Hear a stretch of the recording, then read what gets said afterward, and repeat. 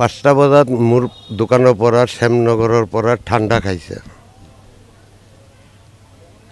এই নিউজটো কিন্তু গোটেই অসমতে গম পাব। মোৰ দোকানৰ পৰা ঠাণ্ডা খাই টিউশ্যনত গৈছিল, টিউশ্যনৰ পৰা আহি সি মোৰ দোকানৰ পৰা ঠাণ্ডা এটা লৈ নিজে ফ্ৰিজ খুলি সেই নিজে হাতে ঠাণ্ডাটো লৈ খাই খাই খাই খাই মাকৰ তাত যাই আছোঁ। ঘৰ পাওঁতে কাপোৰ কানি পিন্ধোতে কিবা কৰোঁতে মোটামুটি ধৰক 5:30 বাজিল বা তাতকৈ 5-10 মিনিট বেছি হ'ব পাৰে। তাৰপিছত সেই মাকে নি পেলাই মোৰ ল'ৰাৰ গেৰেজ আছে চানমাৰীত, পেট্ৰল পাম্পৰ লগত, সেই গেৰেজত নি থৈ আহিছে। এই মৃত্যুটো কাক ক'ব? মাকে ঠেলি দিয়াৰ নিচিনা হৈছে। মাকেও ভাবা নাই যে মোৰ ল'ৰা এনেকুৱা হ'ব। মই এতিয়া নুদুখো কাকো, এইটো চব ভগৱানৰ লীলা। থৈ অহাৰ পিছত তাই ঘৰত গুচি আহিল ল'ৰাটোক। এটা ল'ৰা গেৰেজত, এতিয়া আপোনাৰ গাড়ী ৰাতি বেয়া হৈ গ'ল 10টা 10:30 বজাত, আপুনি যাই ক'লে অ' হৰি মোৰ গাড়ীটো এনেকুৱা হ'ল, কিন্তু দৰ্জা বন্ধ কৰি দিছে, তেতিয়া আপোনাৰ গাড়ীটোতো ভাল কৰি নিদিলে আপুনি বেয়া পাবনে নাই? বা আপুনি ঘৰত যাবলৈ পাৰিব না নোৱাৰিব? নিশ্চয় ভাল কৰি দিব লাগিব, আধা ঘণ্টা দেৰি হ'ব। সেই বস্তুটোৱে মাকে বুজি পাব লাগিছিল যে তাক দি ঠিক নাই কিমান হয় ৰাতি কিমান দিন। আৰু ইফালে বৰষুণ পৰি আছে, তেতিয়া পুট পুট পুট পুট বৰষুণ পৰি আছে টিপ টিপ টিপ টিপ কৰি।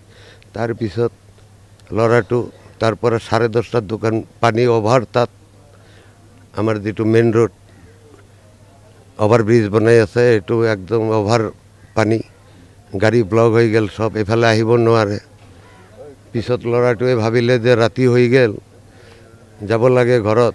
মই ঘৰৰ পৰা 2-3বাৰ ফোন কৰি আছোঁ, ফোন নুঠায়। ফাৰ্ষ্টত খালি ক'লে অলপ দেৰি হ'ব, গৈ আছোঁ। 10:30 সি দোকান বন্ধ কৰি সি গুচি আহিছে। এইটো কয় মই একদম নিউজ কৰি আছোঁ, সত্য নিউজ। তাৰপিছত ল'ৰাটোৱে দৰ্জা মাৰি দৰ্জা তালা মাৰি লৈ গাড়ী লৈ, মোৰ নাতি আৰু এটা আছিল, মোৰ ডাঙৰ ল'ৰা, মোৰ ডাঙৰ নাতি।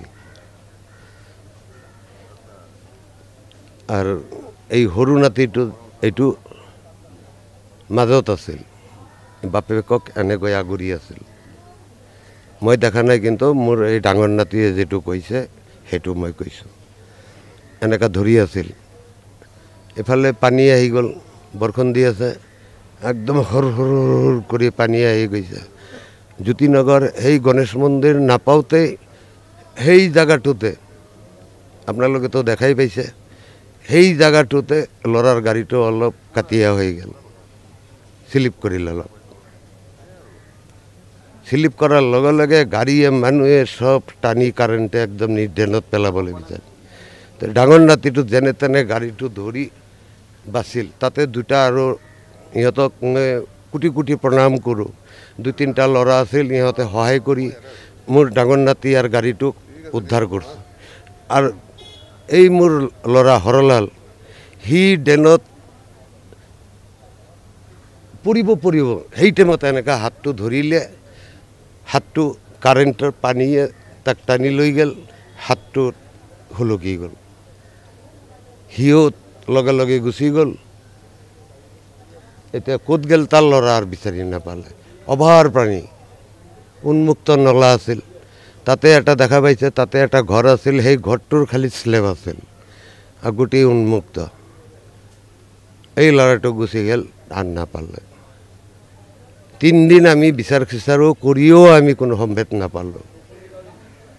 মই ঘৰতে মই ভাবি আছোঁ, কালি ইমান ডাঙৰ বৰষুণ দিছে, কিজানি উটি মুটি এইফালে যাব পাৰে।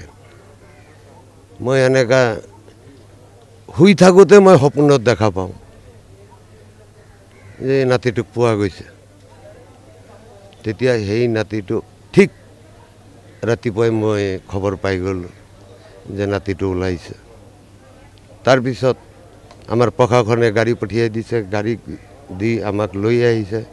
আহি এতিয়া বৰ্তমান মেডিকেলত পোষ্টমৰ্টম কৰি আছে। এতিয়া লৈ যাম ঘৰত।